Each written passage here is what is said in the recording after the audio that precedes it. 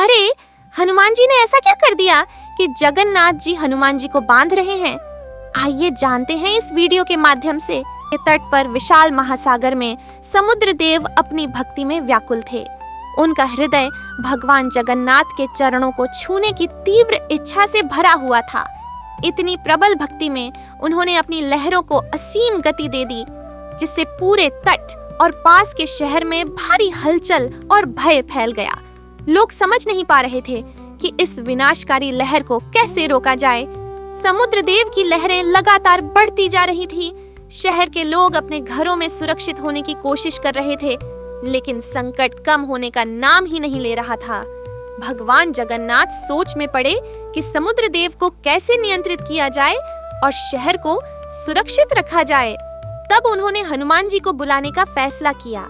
जगन्नाथ जी हनुमान जी से बोले, हनुमान, तुम्हारी शक्ति इतनी महान है कि तुम ही समुद्र देव को नियंत्रित कर सकते हो। यदि तुम समुद्र देव को रोक दोगे तो शहर सुरक्षित रहेगा।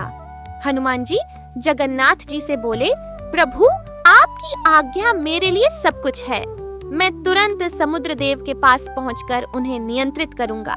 हनुमान जी ने अपनी पूरी शक्ति और भक्ति से समुद्र देव को रोकने का प्रयास किया। उनकी दृष्टि और सामर्थ्य इतनी प्रबल थी कि समुद्र देव कुछ समय के लिए शांत हो गए। शहर के लोग राहत की सांस लेने लगे। लेकिन जब भी शहर में कहीं राम भजन या कीर्तन होता, हनुमान जी अपनी भक्ति में वहां पहुंच जाते। उनके जाते ही समुद्र देव फिर से सक्रिय हो जाते और शहर पर संकट मंडराने लगता। भगवान जगन्नाथ ने यह देखा और गहरी सोच में डूब गए। उन्होंने महसूस किया कि हनुमान जी की शक्ति इतनी प्रबल है कि कोई भी उन्हें रोक नहीं सकता। जगन्नाथ जी समुद्र देव के तट पर आए। लहरें धीरे धीरे किनारे से टकरा रही थीं। उन्होंने देखा कि हनुमान जी अपने प्रभु की भक्ति में लीन है। जगन्नाथ जी हनुमान जी से बोले, तुम्हारी भक्ति और शक्ति अद्भुत है। तुम्हारा प्रेम देखकर मैं बहुत प्रसन्न हूँ, पर अब समय आ गया है कि तुम्हारी शक्ति को सही दिशा मिले। इसीलिए मैं तुम्हें बांधने वाला हूँ। यह बंधन डराने या रोकने के लिए नहीं, बल्कि तुम्हारी शक्ति और भक्ति को संतुलित करने और शहर को सुरक्षित रखने के लिए है। हनुमान जी थोड़ी देर चुप रहे। फिर उन्होंने सिर झुकाकर कहा, हनुमान जी जगन्नाथ जी से बोले, प्रभु, यदि आप चाहते हैं कि मैं यहीं रहूं, तो मुझे यहीं रहने दीजिए।